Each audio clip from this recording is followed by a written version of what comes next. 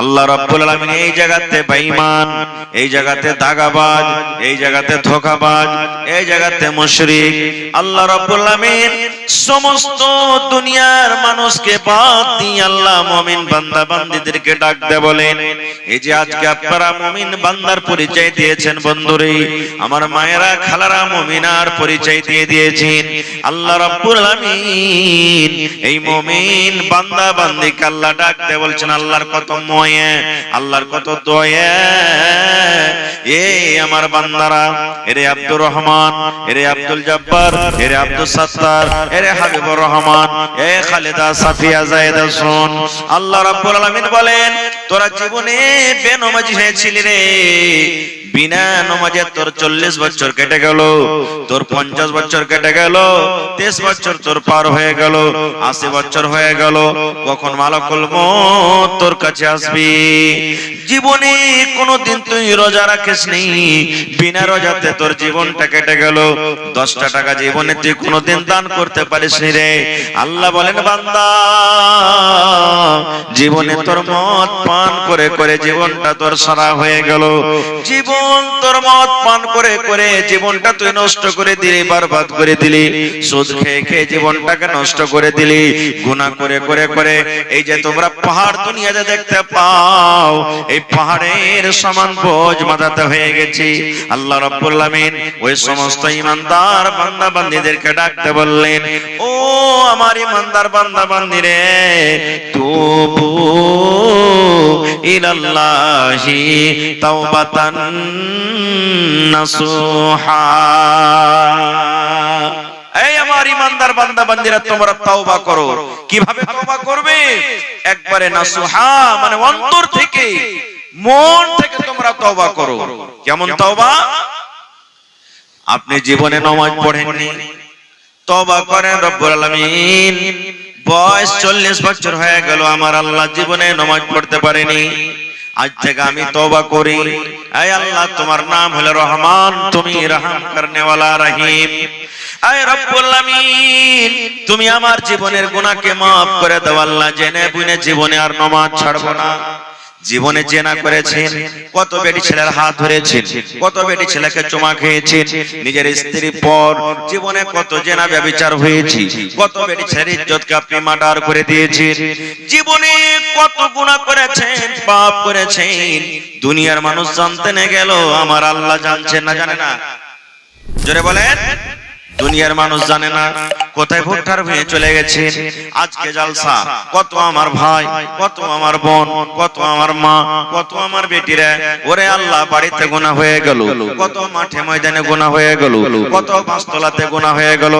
এই মুসলমান, আমি আপনার নজরে এলাম না, আপনি বাস ব্যক্তিতে গুনাহ করলেন, আপনি বাড়ির ভেতরে গুনাহ করে দিলেন, আপনি মাঠে ঘাটে গুনাহ করে দিলেন, দুনিয়ার মানুষ জানতে না গেল, আমার আল্লাহ আপনার আল্লাহ কিন্তু খবর রাখেন। রাখেন না ভাই? যারা বলে রাখেন না, রাখেন না? আমার আল্লাহ আপনার আল্লাহরা খবর রাখেন। এই জন্য বন্ধুরে, দুনিয়ার মানুষকে দেখে আপনাকে ডর করতে হবে না, ভয় করতে হবে না। এই মুসলমান, বড় বড় ব্যাংকে চলে যাবেন, বড় বড় দোকানে দেখবেন সিসি ক্যামেরা লাগা আছে, সিসি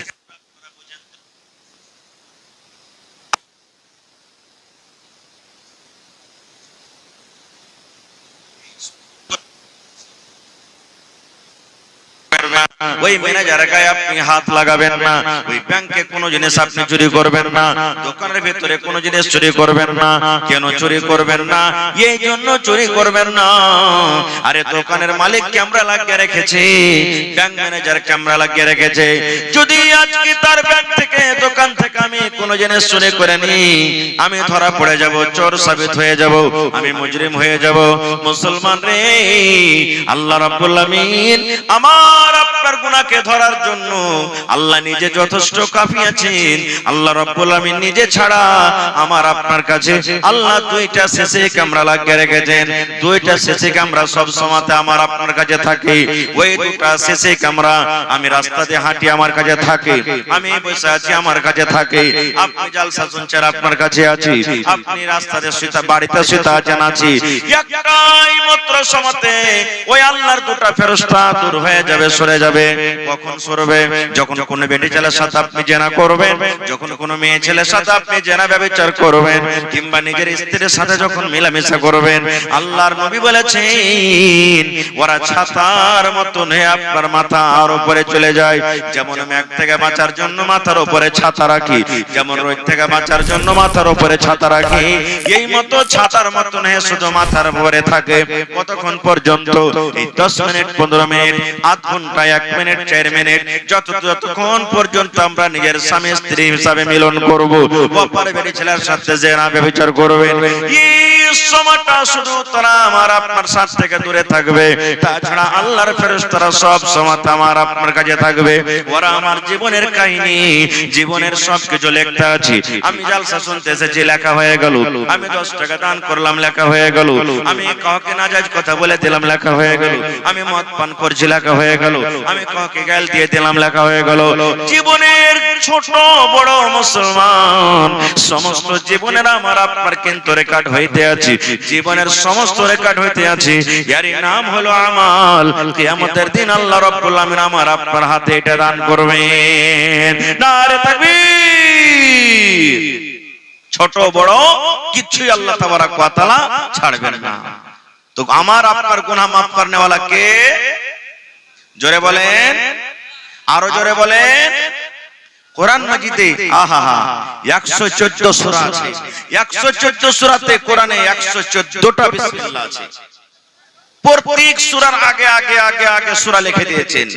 বিসমিল্লাহির রহমানির রহিম। ছোট বড় সব জানি আমরা, আমাদের মুখস্থি আছে, কিন্তু আমরা জানি না যে বিসমিল্লাহির রহমানির রহিম মানে সবাই আমরা জানি না। যারা পড়ালেখা তারা জানছি, তাছাড়া কিন্তু আমরা জানি না। কোরআনে একটা সূরা আছে, সূরাতুত তাওবা, ওতে কিন্তু বিসমিল্লাহির রহমানির রহিম লেখা নাই। প্রত্যেক সূরাতে দেখবেন বিসমিল্লাহির রহমানির রহিম লেখা আছে, কিন্তু সূরা তাওবাতে বিসমিল্লাহির রহমানির রহিম লেখা নাই। বলবেন মাওলানা কেন লেখা নাই? কেন? এর জবাব আজকে দেওয়া হবে না বন্ধু, সময় কম। তবে আল্লাহ রাব্বুল আমিন সূরা তাওবাতে বিসমিল্লাহ দেননি, সূরা তাওবাতে বিসমিল্লাহির রহমানির রহিম লেখা নাই। কোরআনে একটা সূরা আছে, যে সূরাটার নাম হলো সূরাতুন নামাল, ওতে ডাবল বিসমিল্লাহ আছে।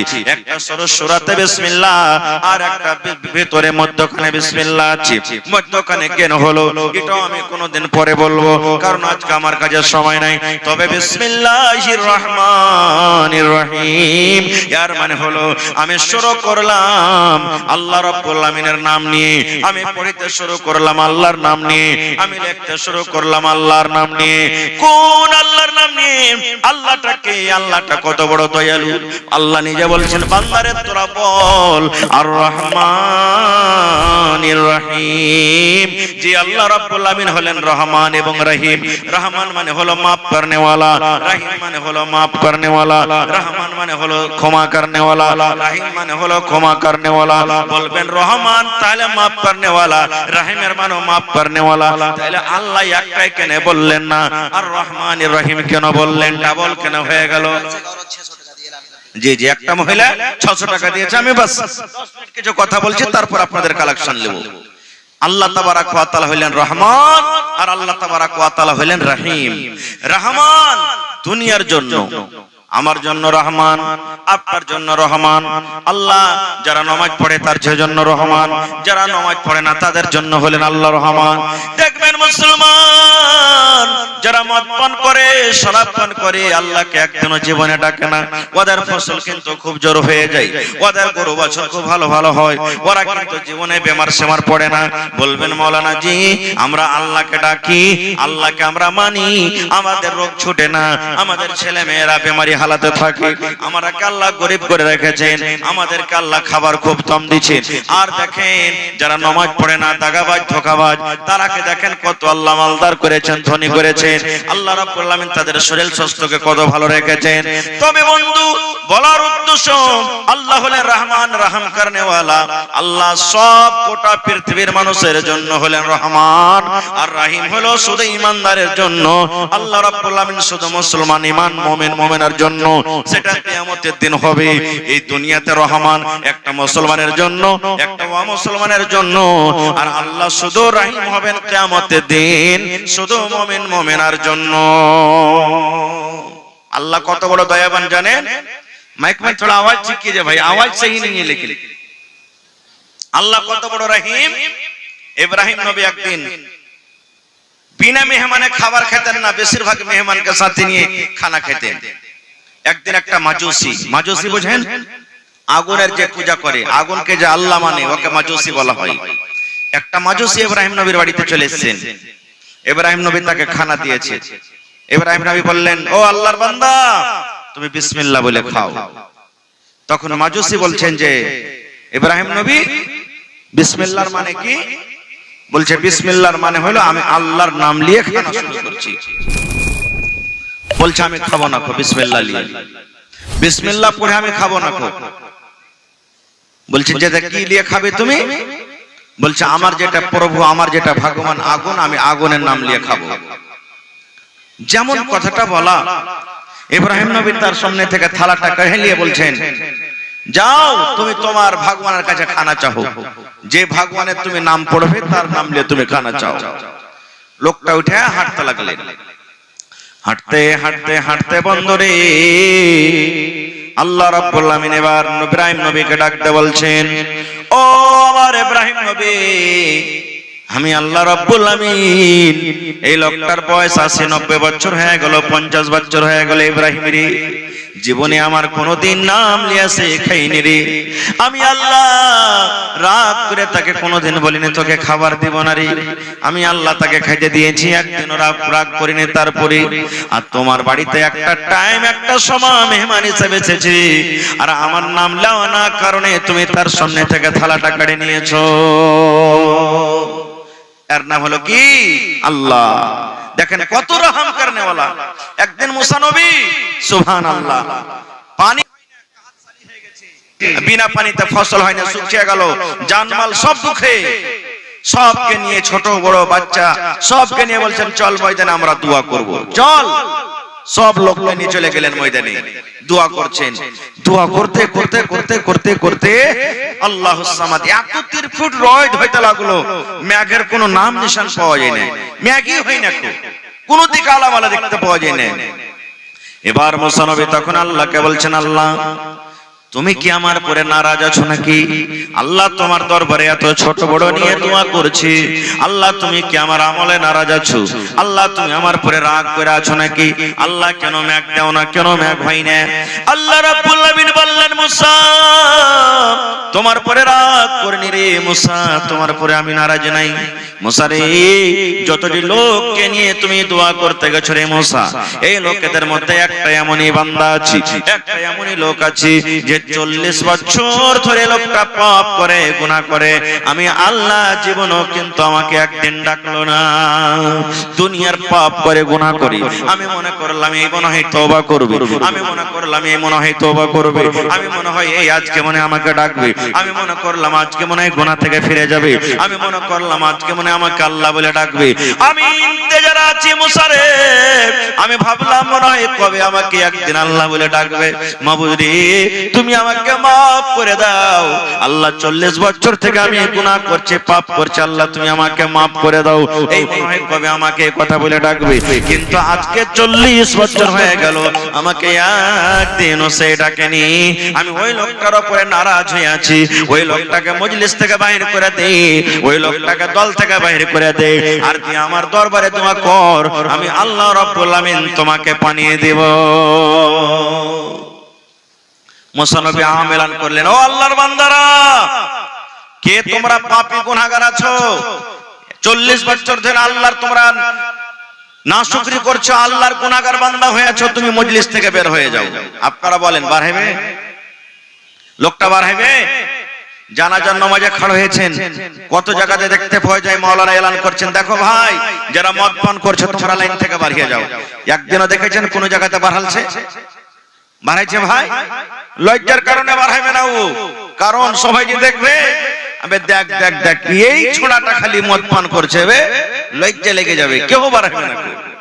মুসা নবী এলান করলেন বাড়াও, বাড়াই না কেউ। अब কি করবে? যে লোকটা পাপ করে গুনাহ করে সে জানে কি জানে না যে আমার দ্বারাতে গুনাহ হয়েছে? জোরে বলেন, সে লোকটা জানে কি জানে না? এইবারে ওই মুসা নবীর কওমের মধ্যে ওই লোকটা নিজের মুখখানাকে আসমানের দিকে উঠিয়ে দিলেন, গামছা দিয়ে চাদর দিয়ে নিজের মুখখানাকে ঢেকে দিলেন, চোখ দিয়ে ঝরঝর করে পানি ঝরতে শুরু হয়ে গেল। লোকটা আল্লাহর দরবারে কান ছেড়ে বলছেন, মাবুদ রে, আমার কারণে এতটি লোক কষ্টতে আছি, আমার কারণে এত জানমাল কষ্টতে আছি, আমার কারণে আল্লাহ তুমি আসমানের দুয়ারকে বন্ধ করে রেখেছো, আমার কারণে পানি হয় না।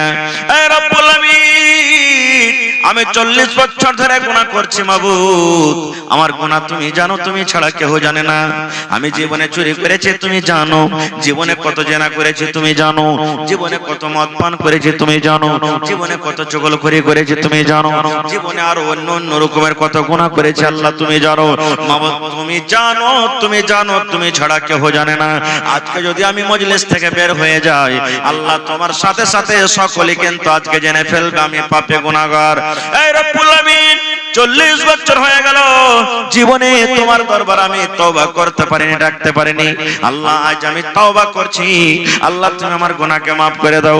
আল্লাহ আজ থেকে জীবনে আর গুনাহ করব না। আল্লাহ আজ থেকে তোমার দরবারে খালিস নিয়তে তওবা করছি। আল্লাহ তুমি আমার জীবনের গুনাহকে maaf করে দাও। আল্লাহ আর তোমার আসমান থেকে আল্লাহ দুয়ার খুলে দাও এবং আল্লাহ তোমার রহমতের বৃষ্টি আমাদের পড়তে বর্ষিত করো। যেমনই আল্লাহর কাছে কান্না কান্না দোয়া করো, ওরে সুবহানাল্লাহ, দোয়া তওবা করতে না করতে ঝমঝম ঝমঝম ঝমঝম ঝমঝম হয়ে পানি শুরু হয়ে গেল, মেঘ শুরু হয়ে গেল। মুসা নবী বলছেন, আল্লাহ তোমার কারিশমা